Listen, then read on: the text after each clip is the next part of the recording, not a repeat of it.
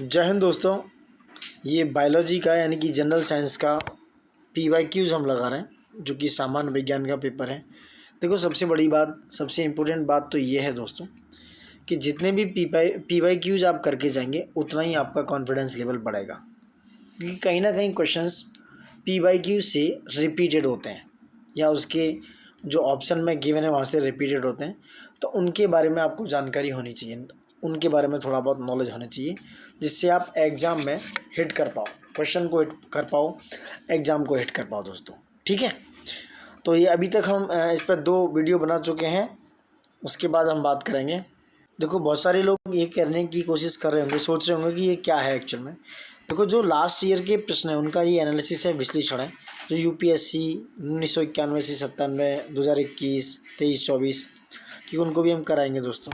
तो ये सारे क्वेश्चन हैं जो PYQ में आए हुए हैं प्रीवियस ईयर में, तो बहुत इंपॉर्टेंट क्वेश्चन है।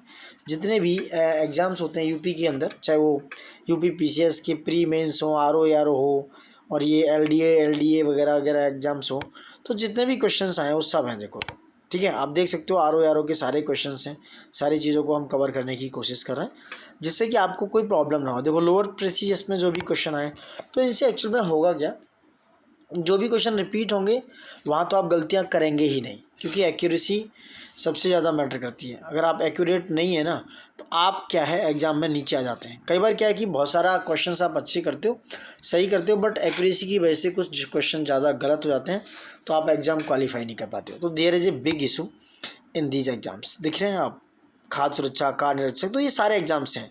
तो यही मैं बताना चाह रहा था कि जितने भी PYQs उत्तर प्रदेश से रिलेटेड साइंस से आए हुए हैं, वो सारे क्वेश्चंस को हम कवर करते हुए चल रहे हैं। तो प्लीज़ मिस मत कीजिएगा, ज़्यादा से ज़्यादा शेयर कीजिए। वो कहते हैं कि आप भला तो जग भला, आप अपना भला करेंगे तो दोस्तों तक भी शेयर कीजिए, क्योंकि आपके दोस्तों का भी भला होगा तो आपका भी भला होगा। ठीक है, तो स्टार्ट करते हैं। यहाँ तक हम कर चुके थे 2 वीडियो, यानी कि लेक्चर नंबर 2 कंप्लीट हो चुका है। लेक्चर नंबर 3 आपका L3 जिसे बोलते हैं, ये है आपका। ठीक है, जनरल साइंस के बायो के क्वेश्चन है, और L3 में हम बताने जा रहे हैं blood and blood circulatory systems. ठीक है, यहाँ से हमेशा से क्वेश्चन आता रहा है दोस्तों, तो प्लीज़ मिस मत कीजिएगा। ठीक है, लाइक शेयर सब्सक्राइब प्लीज़ ज़्यादा से ज़्यादा कीजिएगा। ठीक है, तो देखो 96 क्वेश्चन आपकी स्क्रीन पर है। हीमोग्लोबिन क्या है, बहुत इंपॉर्टेंट क्वेश्चन है। हीमोग्लोबिन एक प्रकार का गोलाकार प्रोटीन होता है दोस्तों। क्या होता है, एक प्रोटीन होता है। ठीक है, हीमोग्लोबिन क्या एक प्रोटीन है जो रुधिर वर्ण का ही, या हीमोग्लोबिन जो पृष्ठवंशियों की लाल RBCs जो होती हैं, RBC जो बोलते हैं, यानी लाल रक्त कोशिकाओं और कुछ अपृष्ठवंशियों के ऊतकों में पाए जाने वाला एक लोह युक्त ऑक्सीजन का परिवहन करने वाला धातु प्रोटीन है। क्योंकि ये आयरन से रिलेटेड है, क्योंकि इसमें हीम नामक एक प्रोटीन होता है, ऑक्सीजन का वाहक होता है दोस्तों, ऑक्सीजन को ले जाने में ये सक्षम है। ठीक है, ये कहाँ ले जाता है, जो रक्त में उपस्थित हीमोग्लोबिन फेफड़ों यानी लंग्स या गिलों से शरीर के शेष भाग को ऑक्सीजन का परिवहन करते हैं। कहाँ से, फेफड़ों या गिलों से दोस्तों। ठीक है, देखो काफ़ी अच्छा क्वेश्चन था ये। क्वेश्चन नंबर 97, गति प्रेरक का कार्य क्या है। जो गति प्रेरक का कार्य ये होता है हृदय स्पंदन को समंजित करना। ठीक है, हृदय स्पंदन को समंजित करता है प्रेरक का कार्य दोस्तों। जब स्पंदन दर 72 से 80 से गिरकर 30-40 के स्तर पर पहुंच जाती है, तो गति जो प्रेरक है वो उसको 72 से 80 वाले स्तर पर लाता है दोस्तों। ठीक, क्वेश्चन नंबर नेक्स्ट 98, निम्नलिखित में से कौन सा रक्त के हीमोग्लोबिन के साथ अनुत्क्रमणीय संश्लिष्ट बनाता है। यह दोस्तों कार्बन मोनोऑक्साइड। क्या है, कार्बन मोनोऑक्साइड से बोलते हैं CO, ये बनाता है अनुत्क्रमणीय संश्लिष्ट दोस्तों। ठीक है, कार्बन मोनोऑक्साइड एक जहरीली गैस है जो मुख्यतः मोटर गाड़ी के ईंधन जलने पर निकलती है, और रक्त के हीमोग्लोबिन के साथ मिलकर ये कार्बोक्सी हीमोग्लोबिन बना देता है, जो शरीर के विभिन्न भागों में ऑक्सीजन के प्रवाह को क्या करता है, रोक देता है, जिससे आदमी की मौत भी हो सकती है दोस्तों। ठीक है, क्वेश्चन नंबर नेक्स्ट 99, निम्नलिखित रेडियो तत्वों में से किसका उपयोग मनुष्य के शरीर में रक्त प्रवाह की गति के मापन में किया जाता है। बहुत इंपॉर्टेंट क्वेश्चन है, रिपीट हुआ है, देख रहे हैं आप 2 एग्जाम्स में। यह है रेडियो सोडियम जो है वो रक्त प्रवाह की गति को मापने वाला एक क्या है, तत्व है। ठीक है, रेडियो सोडियम का प्रयोग मनुष्य के शरीर में रक्त प्रवाह की गति को मापने में किया जाता है। रेडियो सक्रिय फास्फोरस का उपयोग अस्थि रोगों के इलाज के लिए, अस्थि जो हड्डी से रिलेटेड है उनके इलाज के लिए। ठीक है, और वहीं आयोडीन का उपयोग थायराइड ग्रंथि में उत्पन्न विकार उत्पन्न करने के लिए। सॉरी दोस्तों, रेडियो सक्रिय आयरन का उपयोग एनीमिया, रक्त अल्पता रोग यानी कि जो एनीमिया होता है खून की कमी, उस रोग को ज्ञात करने में होता है। क्वेश्चन नंबर 100, हृदय की धड़कन नियंत्रित करने के लिए निम्नलिखित में से कौन सा खनिज आवश्यक है? यह है आपका पोटेशियम। पोटेशियम हृदय की धड़कन एवं नाड़ी संस्थान के कार्यों को संचालित करता है। मांस, मछली, अनाज, फल, सब्जियां इत्यादि इसके अच्छे सोर्स हैं। सोडियम रक्त दाब नियंत्रित करने में सहायक होता है तथा यह जल का संतुलन बनाए रखता है। लवण, मांस, मछली, मंडा आदि क्या है? सोडियम के अच्छे सोर्स हैं दोस्तों, ठीक है। वहीं लिवर जो है इसका सर्वोत्तम सोर्स है। नेक्स्ट क्वेश्चन है एसेशन और रीजन, कटे स्थानों से रक्त प्रवाह रोकने के लिए फिटकरी का उपयोग किया जाता है। बात सही है। रक्त एक कोलाइडी निकाय है जिसमें ऋणावेशित कोलाइडी कण होते हैं। फिटकरी के एल्युमिनियम आयनों की स्कंदन शक्ति अधिक होती है अतः रक्त स्कंदित हो जाता है। देखो ए और आर दोनों सही हैं और आर ए की सही व्याख्या भी कर रहा है। ए इज द राइट आंसर दोस्तों, ठीक। क्वेश्चन नंबर ये हो गया, कटे स्थानों से रक्त प्रवाह रोकने के लिए फिटकरी का उपयोग किया जाता है। मुख्यतः कोलाइडी विलीन है जिसपे क्या होता है? नेगेटिव चार्ज के कोलाइडी कण होते हैं, ठीक। नेक्स्ट, WC का बनना तथा RBC का विनाश होता है। कहाँ पे होता है? प्लीहा में। प्लीहा, जहाँ पे RBC का जीवन काल दोस्तों करीब 120 दिन होता है। इसके बाद प्लीहा में इसका विनाश हो जाता है। श्वेत रक्त कण WC, व्हाइट ब्लड कॉर्पस का आकार एवं रचना में यह अमीबा के समान होती है। इसका निर्माण अस्थि मज्जा, लिम्फ नोड और कभी कभी यकृत एवं प्लीहा में होता है। इसका जीवन काल 3 से 7 दिन का होता है, ठीक है। नेक्स्ट क्वेश्चन, किस देश के वैज्ञानिकों ने एक ऐसा कृत्रिम रक्त बनाया जो प्लास्टिक रक्त की किस्म है जिसे किसी मरीज के उसके रुधिर ग्रुप यानी किस्म का विचार किए बिना दिया जा सकता है? ये बनाया दोस्तों ब्रिटेन के वैज्ञानिक ने कृत्रिम रक्त का निर्माण किया जो प्लास्टिक रक्त की किस्म है जिसे किसी मरीज को उसके रुधिर ग्रुप के विचार किए बिना दिया जा सकता है, ठीक।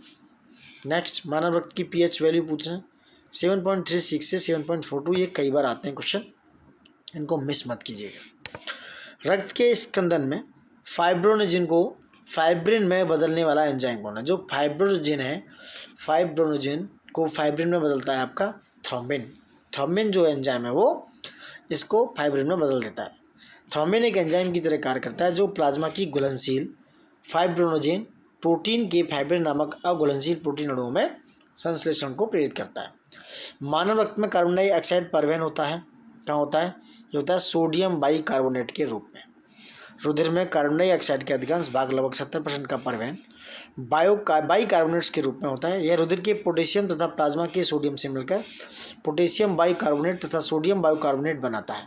कार्बोनिक अम्ल के रूप में कार्बन डाइऑक्साइड का 7% भाग परिवहनित होता है, ठीक। क्वेश्चन नंबर 107 देख सकते हैं। अभी थोड़ा नहीं आते हैं क्वेश्चन इस तरह का, लेकिन देख सकते हो। हेपेरिन, जो मैंने पहले भी बात की है, जो परिसंचरण तंत्र में रक्त के थक्कों के जमाव को रोकता है, का निर्माण किसके द्वारा होता है? ये होता है बेसोफिल्स।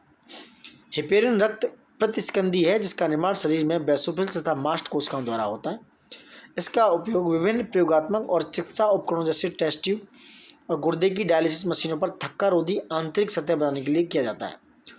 फार्मास्यूटिकल ग्रेड हेपेरिन को मांस के लिए वध किए जाने वाले जानवरों जैसे सुकर यानी सुअर, आंत या गोजातीय फेफड़ों के म्यूकसल ऊतकों से प्राप्त किया जाता है। क्या होते हैं?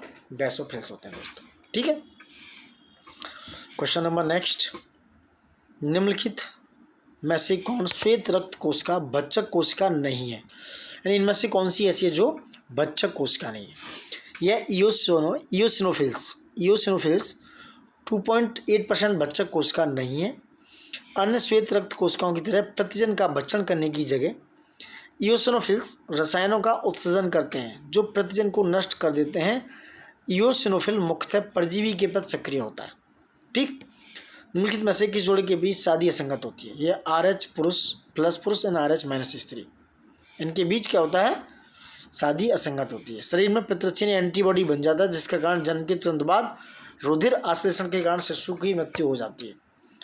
रुधिर में रक्त में अधिकांश कार्बन डाइऑक्साइड ले जाया जाता है कार्बोनिक एसिड के रूप में। शरीर के विभिन्न अंगों से प्राप्त कार्बन डाइऑक्साइड को रक्त द्वारा कार्बोनिक एसिड यानी 70% के रूप में फेफड़ों तक ले जाया जाता है।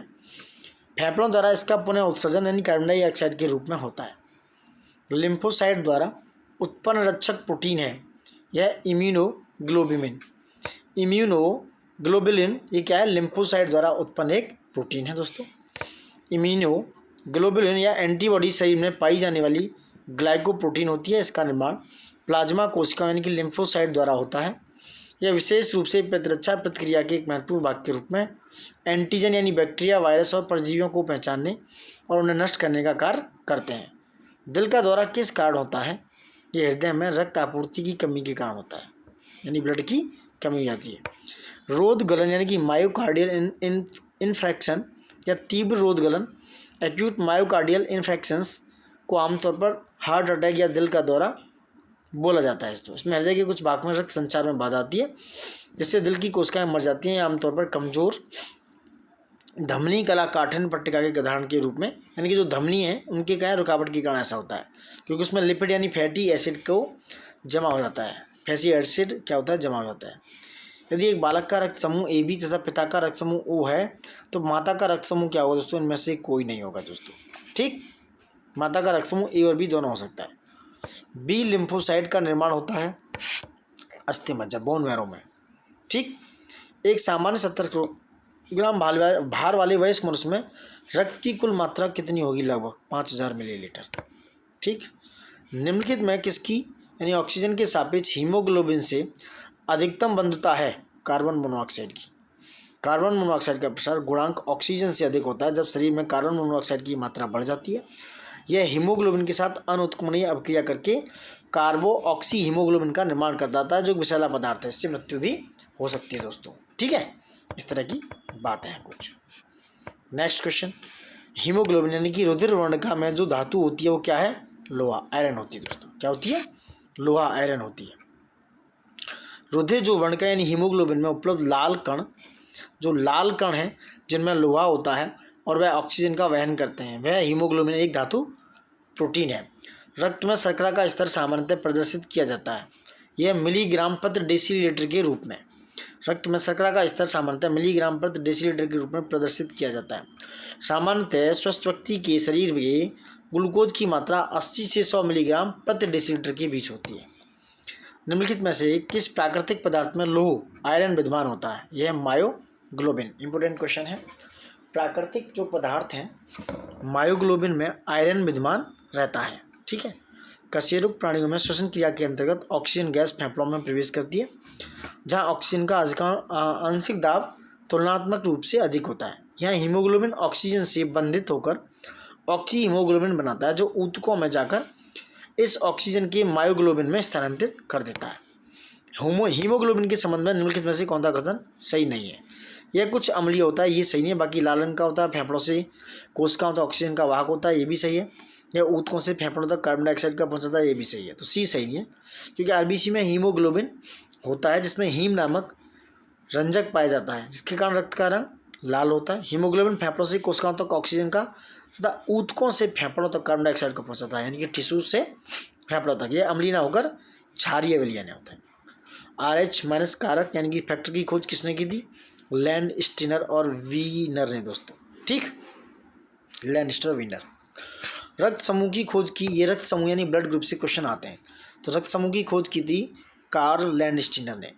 ब्लड ग्रुप की खोज 1902 ईस्वी में कार्ल लैंड स्टीनर नामक वैज्ञानिक थे, उन्होंने की। अलेक्जेंडर फ्लेमिंग ने इन्होंने पेनिसिलिन की खोज की। विलियम हॉर्बे ने रक्त परिसंचरण तंत्र की, और रॉबर्ट कोच ने टीबी के जीवाणु की खोज की। 24 मार्च को टीबी दिवस भी मनाया जाता है। RH कारक का नाम संबंधित है इस प्रकार बंदर से। किससे? बंदर से, जिसकी खोज लैंड स्टीनर और वीनर ने की थी दोस्तों। एक मानव दुर्घटनाग्रस्त हो गया, देखो जनरल नॉलेज है, उसे रक्त की जरूरत है, ट्रांसफ्यूजन की आवश्यकता होती है, किंतु उसके रक्त समूह का परीक्षण करने का समय नहीं है। तो निम्नलिखित में से कौन सा रक्त समूह उसे दिया जा सकता है? O negative. RH प्लस व्यक्ति का रक्त RH माइनस व्यक्ति को दिया जाता है, वह RH माइनस वाले व्यक्ति के शरीर में एंटीबॉडी का निर्माण कर सकता है।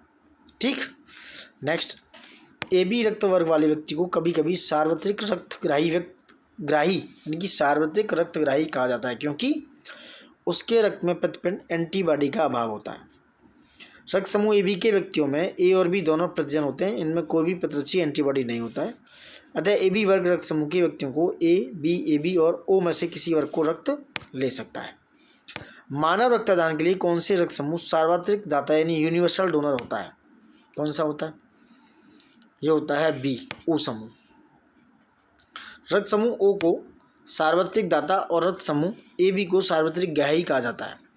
रक्त समूह ओ में कोई प्रतिजन नहीं होता, अतः इसका रुधिर सभी वर्ग के व्यक्तियों को चढ़ाया जा सकता है। रक्त समूह की खोज कार्ल लैंडस्टीनर ने की थी, जिनका जन्म ऑस्ट्रिया यानी कि वियना में होता। किस शारीरिक प्रक्रम से थ्रोम्बिन का संबंध है? यह रक्त जमाव से। और रक्त जमाव नामक शारीरिक प्रक्रम से थ्रोम्बिन का संबंध है। थ्रोम्बिन रक्त में उपस्थित एक एंजाइम है जो फाइब्रोजिन को फाइब्रिन में परिवर्तित कर देता है। ठीक है, thrombin plus prothrombin plus calcium ये बनाते हैं थ्रोम्बिन। थ्रोम्बिन पर फाइब्रोजिन बनाते हैं फाइब्रिन, और फाइब्रिन प्लस रक्त के जो रुधिराणु है रक्त का थक्का। हृदय कब आराम करता है? दो धड़कनों के बीच। हृदय दो धड़कनों के बीच आराम करता है। हृदय की पंपिंग क्रिया उसकी पेशीयुक्त भित्तियों के संकुचन पर निर्भर करती है। आलिंद तथा निलय की बारी बारी से संकुचन तथा शीतलन का कार्य चलता रहता है। इससे शीतलन अधिक होता है, जिसमें शरीर शिराओं से रुधिर आता है। निम्नलिखित में से कौन अल्पता से संबंध है?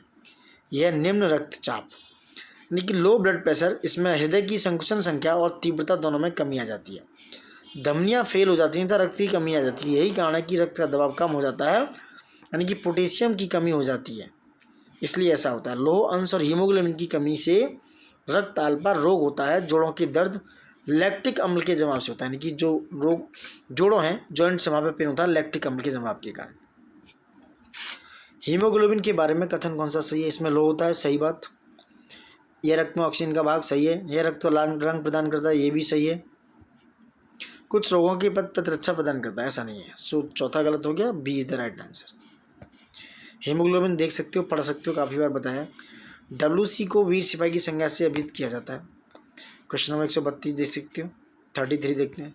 निम्नलिखित में से कौन एक प्लाज्मा प्रोटीन नहीं है? यह हीमोग्लोबिन। हीमोग्लोबिन एक प्लाज्मा प्रोटीन नहीं है। यह लाल रक्त कोशिकाओं के भीतर स्थित होता है। हीमोग्लोबिन शरीर के फेफड़ों से ऊतकों तथा ऑक्सीजन का वहन करती है और ऊतकों से वापस फेफड़ों तक कार्बन डाइऑक्साइड वापस लाती है, जबकि प्लाज्मा प्रोटीन रक्त के प्लाज्मा भाग में पाई जाती है। यह संचार प्रणाली में लिपिड, हार्मोन, विटामिन और खनिज के परिवहन और अकोशिकीय गतिविधियों का नियमन और प्रतिरक्षा प्रणाली का निर्माण करते हैं। निम्नलिखित में से कौन सा सही है? शरीर में सारा रक्त किडनी के माध्यम से मिल जाता है। शरीर में सारा रक्त किडनी के माध्यम से गुजरता है। कौन सा सही पूछ रहा है? ठीक, शरीर में सारा रक्त किडनी के माध्यम से शुद्ध होता है, ये बिल्कुल सही है।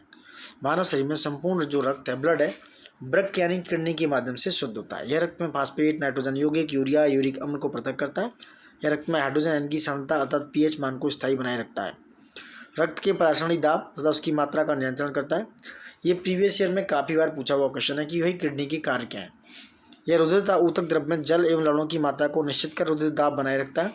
ऑक्सीजन की कमी होने पर एरिथ्रोपोइटिन नामक हार्मोन द्वारा लाल रुधिराणुओं के तेजी से बनाने में सहायक होता है। वृक्क कुछ पोषक तत्वों को अवशेष भाग जैसे शर्करा, अमीनो अम्ल आदि का निष्कासन करता है। क्वेश्चन नंबर नेक्स्ट, हृदय की धड़कन को नियंत्रित करने के लिए आवश्यक है वह पोटेशियम। शरीर की हृदय को सही कार्यशीलता के लिए शरीर में पर्याप्त मात्रा में पोटेशियम का होना बहुत जरूरी है। यह एक तरह का इलेक्ट्रोलाइट, एक ऐसा पदार्थ जो सोडियम क्लोराइड और मैग्नीशियम के साथ मिलकर शरीर में विद्युत शक्ति का संचालन बनाए रखता है होता है। पोटेशियम हृदय की सही कार्यशीलता के लिए जरूरी होता है और हड्डियों और मांसपेशियों को सिकुड़न, पाचन क्रिया और मांसपेशियों की कार्यशीलता में भी एक महत्वपूर्ण भूमिका निभाता है। निम्नलिखित रेडियो तत्वों में से किसका उपयोग मनुष्य के शरीर में रक्त प्रवाह की गति के मापन में किया जाता है? Radio sodium. Radio active tracer रेडियोधर्मी आइसोटोप की अल्प मात्रा और रेडियोधर्मी विहीन आइसोटोप की अधिक मात्रा का मिश्रण है, जिसे मनुष्य के शरीर में तत्व के प्रवाह का पता लगाने के लिए प्रयोग करते हैं। शरीर में प्लेटलेट्स के उत्पादन का नियंत्रण करता है। यह थ्रोम्बोपोइटिन। क्या है? थ्रोम्बोपोइटिन लिवर और गुर्दे में बनने वाला एक ग्लाइकोप्रोटीन हार्मोन है। प्लेटलेट्स थ्रोम्बोपोइटिन की वजह से विभाजित होकर खून में समाहित होते हैं और सिर्फ 10 दिन के जीवन काल तक संचारित होने के बाद स्वतः नष्ट हो जाते हैं। शरीर में थ्रोम्बोपोइटिन का काम प्लेटलेट्स की संख्या सामान्य बनाना होता है। ठीक, हृदय कम आराम करता है, ये पिछली बार भी देखो पूछा हुआ क्वेश्चन है, दो धड़कनों के बीच में। नेक्स्ट क्वेश्चन, पेसमेकर किससे संबंधित है? पेसमेकर ये हृदय से संबंधित है दोस्तों। पेसमेकर का संबंध हृदय से है। हृदय की धड़कन को नियंत्रित करने के लिए कृत्रिम पेसमेकर का एक चिकित्सा उपकरण है जो दिल की मांसपेशियों से संपर्क करने के लिए इलेक्ट्रोड द्वारा प्रदत्त विद्युत आवेग का उपयोग करता है। एक स्वस्थ व्यक्ति का सामान्य रक्तचाप क्या हो सकता है? 120 से 80 के बीच। किसी एक समान व्यक्ति के रक्त का पीएच स्तर क्या होता है? 7.35 से 7.45। मानव कलाई में नाड़ी स्पंदन करती है उसी दर पर जिस पर हृदय करता है, उसी दर पर जिस पे हृदय करता है, तभी वो पता करते हैं। नब्ज धमनियों की धड़कन होती है इस तरह। मानव हृदय में एक क्वेश्चन आया हुआ है, रिपीटेड है, मानव हृदय में कक्षों की संख्या होती है D4। ये PCS 2022 में आया हुआ क्वेश्चन है। कितनी होती है? मानव हृदय में कक्षों की संख्या 4 होती है, 2 आलिंद और 2 निलय। प्लाज्मा झिल्ली बनी होती है प्रोटीन और लिपिड दोनों की दोस्तों, ठीक। प्लाज्मा झिल्ली प्रोटीन एवं लिपिड से बनी होती है। पौधों में विकसित त्रिस्तरीय कोशिका भित्ति पाई जाती है जो मुख्य रूप से सेलुलोज की बनी होती है।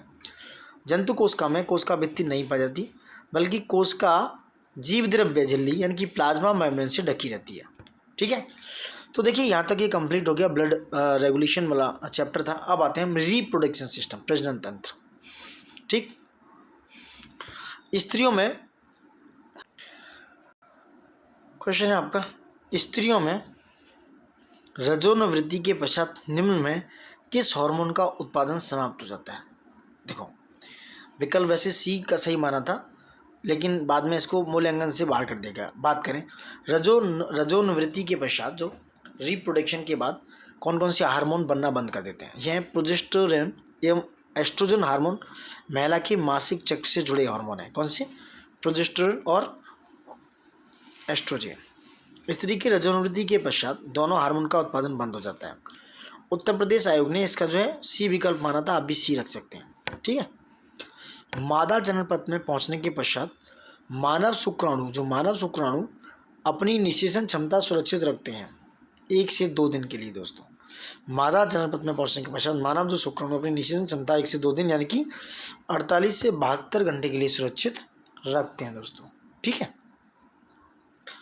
नेक्स्ट, हाँ कुछ और अदर फैक्ट्स देखते हैं। निम्नलिखित में से कौन एंटासिड यानी इनमें से कौन पित्तानाशक नहीं है? तो हिस्टामिन जो है पित्तानाशक नहीं दोस्तों, हिस्टामिन एक तरीके का प्रोटीन है, वो नहीं है।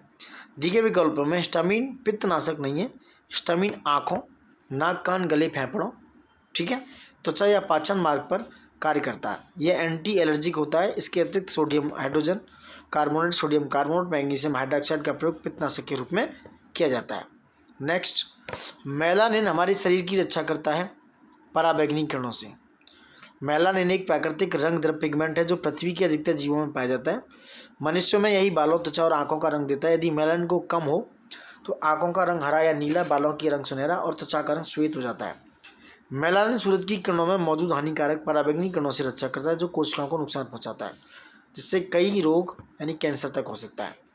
निम्नलिखित में से कौन सा सुमेलित नहीं है? हार्मोन मूड पर डिपेंड करते हैं, एंजाइम उपापचय पे।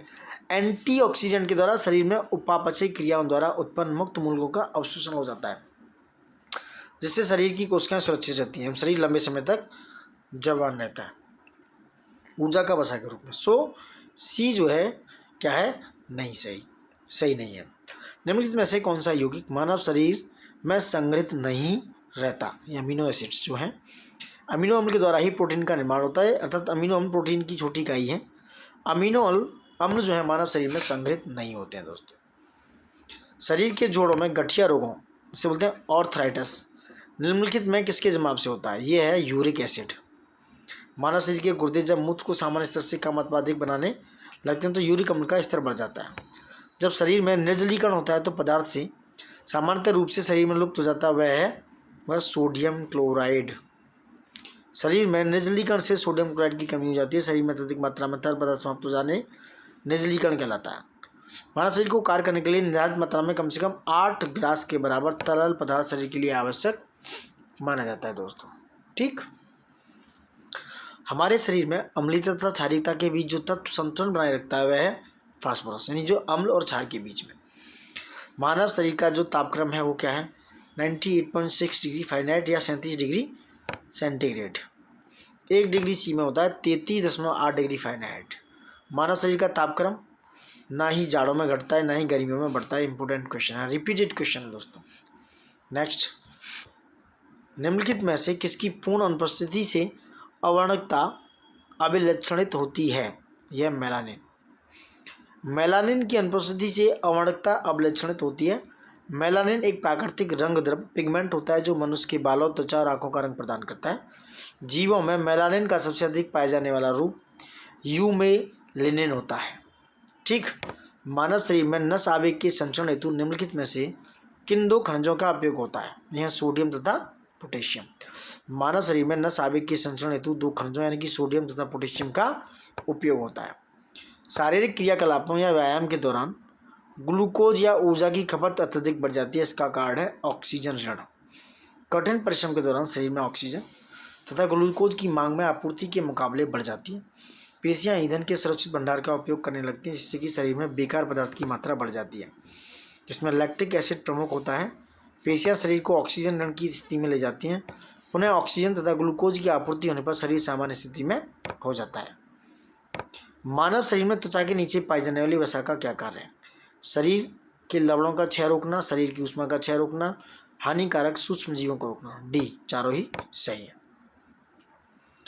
ठीक है। त्वचा का जो बाह्य स्तर है उसे बोलते हैं एपिडर्मिस एवं सब क्यूटेनियस। ऊतक के बीच स्थित जो है उससे वसा का एक स्तर होता है। ठीक। और भी पढ़ सकते हैं आप। पोषण प्रदान करना, तापमान नियंत्रण करना, सूजन को नियंत्रित करना, घाव भरने में मदद करता है।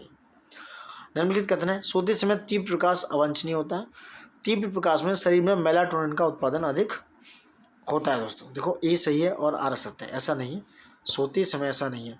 मेलाटोनिन निद्रा और जगने की क्रिया को नियंत्रित करने वाला हार्मोन जरूर है, यह केवल रात में निकलता है। मेलाटोनिन मानव मस्तिष्क में दोनों कानों के बीच पीनक ग्लैंड से थोड़ी मात्रा में निकलता रहता है और बाद में रक्त में मिल जाता है। पीनक ग्लैंड सीधे आंखों से जुड़ी होती है। इस ग्रंथि पर प्रकाश तथा अंधकार का सीधा प्रभाव पड़ता है। शाम ढलते ही मेलाटोनिन का स्राव शुरू हो जाता है, अतः इसे रात को हार्मोन कहा जाता है क्योंकि प्रकाश में इसका स्राव नहीं होता है। कठोर व्यायाम की अवधि में निम्नलिखित में से किसका उत्पादन पेशियों के चयापचय उप उत्पाद के रूप में होता है? यह है लैक्टिक अम्ल। कठोर व्यायाम के कारण मांसपेशियों में चयापचय उप उत्पाद के रूप में लैक्टिक अम्ल का उत्पादन होता है, जिसके परिणामस्वरूप थकान का अनुभव होता है। मानव शरीर में सबसे प्रचुर मात्रा में पाए जाने वाला तत्व है यह ऑक्सीजन। मानव शरीर में ऑक्सीजन सबसे प्रचुर मात्रा में पाए जाने वाला तत्व है। इसकी उपस्थिति शरीर में 65% के बराबर होती है, जबकि कार्बन की उपस्थिति 28.5%, नाइट्रोजन या उपस्थित नाइट्रोजन की उपस्थिति 3.2% होती है। ठीक। देखिए, बहुत इंपॉर्टेंट टॉपिक थे दोस्तों, तो बहुत लंबा नहीं करेंगे, ये करीब 28 मिनट के आसपास का वीडियो होगा। नेक्स्ट वीडियो में हम बहुत ही इंपॉर्टेंट टॉपिक है प्रोटीन, विटामिन, न्यूट्रिशंस एंड उससे रिलेटेड डिजीज़ के बारे में बात करेंगे। तो ये नेक्स्ट वीडियो में लेके आएंगे। उससे पहले आपसे निवेदन है, आपसे रिक्वेस्ट है कि आप प्लीज़ ज़्यादा से ज़्यादा लाइक, शेयर, सब्सक्राइब कीजिए, वीडियो को थोड़ा सा प्यार दिखाइए और thank you for watching it. और PYQ जरूर करते रहिएगा। आप जहाँ से भी करें, ज़रूरी नहीं कि मेरे ही वीडियो से करें, आप जहाँ से भी करें करते रहिएगा। So now thank you for watching it. Please like, share और सब्सक्राइब, जो आप नहीं कर रहे हैं, क्योंकि इतना तो प्यार बनता है दोस्तों। आपका कुछ जाएगा नहीं, बट हमें थोड़ा सा एनहेंसमेंट मिल जाएगा। Thank you and thank you for watching it.